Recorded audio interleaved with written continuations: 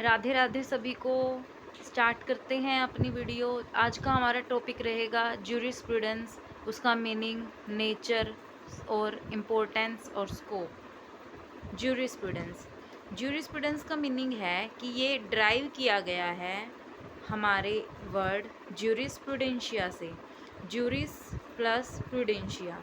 Juris का मतलब होता है लॉ और लीगल, और प्रूडेंशिया का मतलब होता है स्टडी और नॉलेज। मतलब ज्यूरिस्प्रूडेंस का टोटल मीनिंग होएगा हमारा द स्टडी और नॉलेज ऑफ लॉ। जो ज्यूरिस्प्रूडेंस है वो सब कुछ कवर करता है, जो भी हमारे लीगल प्रिंसिपल हमारे वर्ल्ड में यूज़ होते हैं। डेफिनेशन, ज्यूरिस्प्रूडेंस की बहुत सारी डेफिनेशन है, अलग अलग ऑथर्स ने दी हुई है, पर इसका जो फेमस एक नाम ज्यूरिस्ट का सुना जाता है ज्यूरिस्प्रूडेंस में, वो है ऑस्टिन। जो ऑस्टिन का कहना ये है, ऑस्टिन के अकॉर्डिंग हमारे ज्यूरिस्प्रूडेंस की डेफिनेशन है the philosophy of positive law. According to Austin, jurisprudence एक फिलोसफी है पॉजिटिव लॉ की। ये पॉजिटिव लॉ क्या होता है, ये हम आगे जब ज्यूरिस्प्रूडेंस के स्कूल्स पढ़ेंगे उसमें आपको क्लियर हो जाएगा। तो सबसे पहले अब ऑस्टिन ने जो ज्यूरिस की डेफिनेशन है उसको दो क्लासेस में डिवाइड किया गया है, जनरल ज्यूरिस्प्रूडेंस और पर्टिकुलर ज्यूरिस्प्रूडेंस। जनरल ज्यूरिस्प्रूडेंस होता है फिलोसफी ऑफ पॉजिटिव लॉ, और पर्टिकुलर ज्यूरिस्प्रूडेंस होता है science of any such system of positive law. According to Holland, jurisprudence एक formal science of positive law है। अब हम आ जाते हैं नेचर ऑफ ज्यूरिस्प्रूडेंस पे। जो ज्यूरिस्प्रूडेंस का जो नेचर है वो हर सब्जेक्ट से बिल्कुल डिफरेंट है। ना ही ये एक प्रोसीजरल लॉ है और ना ही हमारा ये सब्सटेंसिव लॉ है।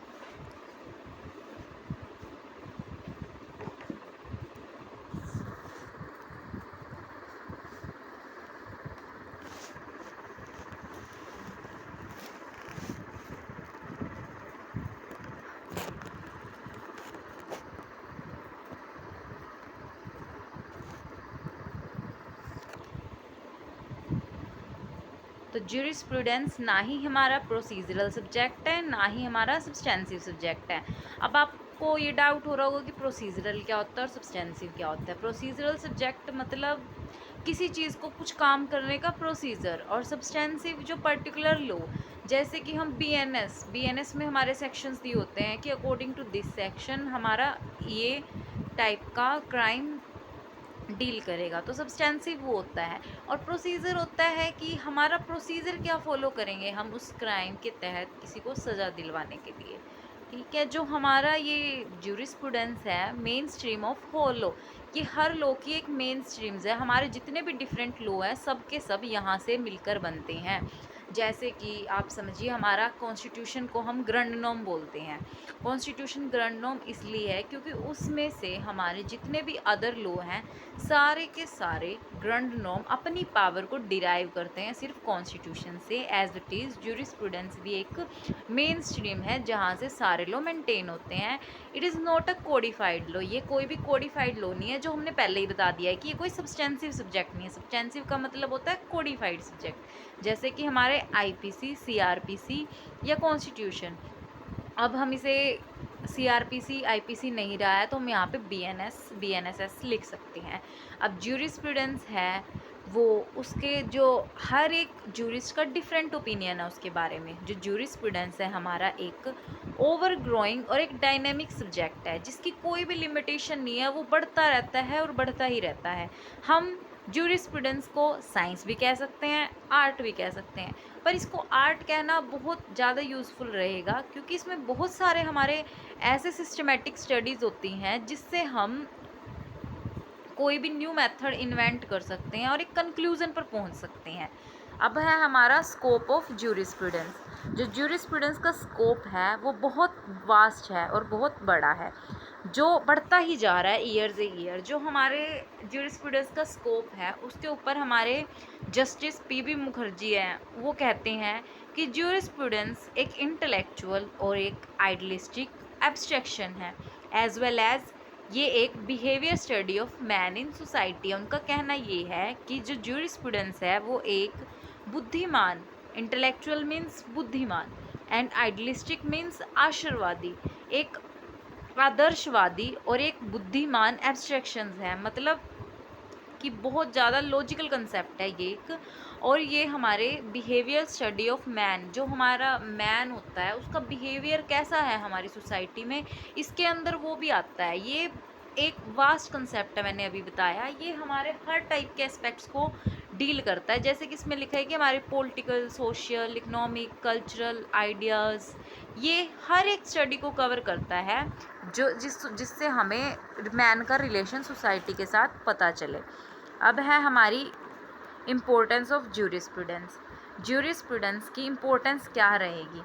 जो ज्यूरिस्प्रूडेंस है वो सबसे पहले जजेस और लॉयर्स की बहुत हेल्प करता है। कैसे करता है? जैसे कि कोई भी लेजिस्लेचर ने हमारे कोई लॉ बनाया, तो ज्यूरिस्प्रूडेंस उस लॉ को इंटरप्रेट करने में जजेस और लॉयर्स की हेल्प करता है। नेक्स्ट है, the study of jurisprudence help in rationalizing the thinking of the student and prepare them for their right civil life.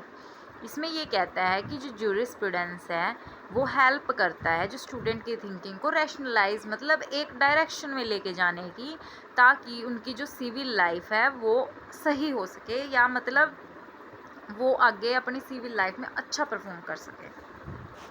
अब हमारा नेक्स्ट पॉइंट है, jurisprudence may also be helpful to the legislature who play a important role in the process of law making. ये कह रहा है कि जो jurisprudence है ना हमारा, वो लेजिस्लेचर के लिए भी बहुत हेल्पफुल है, बहुत इम्पोर्टेंट रोल प्ले करता है हमारा लॉ मेकिंग में। क्योंकि जब हम लॉ बना रहे होते हैं तो उस टाइम जो हमारा लेजिस्लेचर है वो लॉ बनाती है, हमारे लेजिस्लेचर लॉ मेकिंग पावर होती है उसके पास।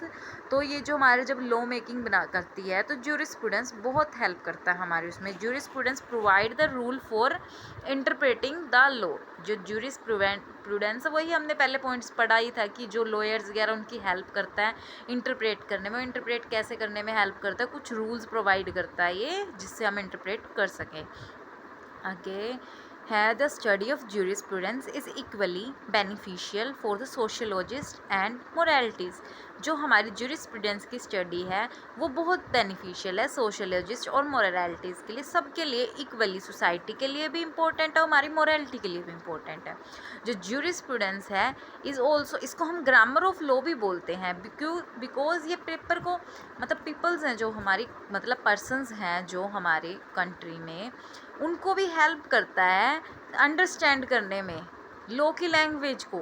इसलिए हम इसको ये बोल देते हैं कि यह एक तरीके से ग्रामर है, कि जिस ग्रामर से हमें हमारा पॉइंट समझ आता है, वैसे ही हम ज्यूरिस्प्रूडेंस को एक ग्रामर भी बोल सकते हैं लॉ की, जिससे हमें पूरा लॉ को समझने में ईजी होता है। आगे है, jurisprudence also talk about political rights and legal rights. जो हमारा ज्यूरिस्प्रूडेंस है वो पॉलिटिकल राइट्स और लीगल राइट्स के बारे में भी हमें बताता है, and how the system can try to balance them out. a student can also look into with the help of jurisprudence। ये कहता है कि जो ज्यूरिस्प्रूडेंस है वो पॉलिटिकल और लीगल राइट्स सबके बारे में बात करता है, ताकि जिससे स्टूडेंट बहुत ईजीली उसको हेल्प मिलती है ज्यूरिस्प्रूडेंस में। A student can also look into with the help. ठीक है, ये कह रहा है कि जो पॉलिटिकल राइट्स है, हमारे लीगल राइट्स है, उसकी नॉलेज हमें स्टूडेंट्स को मिल जाती है ज्यूरिस्प्रूडेंस की हेल्प से। तो कैसी लगी वीडियो अपने कमेंट्स में ज़रूर बताइएगा। लाइक करें, कमेंट करें और मेरे चैनल को सब्सक्राइब करें। अगर आप किसी और टॉपिक पे वीडियो चाहते हैं तो हमें इन्फॉर्म करें, कमेंट करें, हम उस पर आपकी जो भी आप वीडियो समझना चाहेंगे किसी टॉपिक के ऊपर, हम उसे बनाएंगे। धन्यवाद। राधे राधे।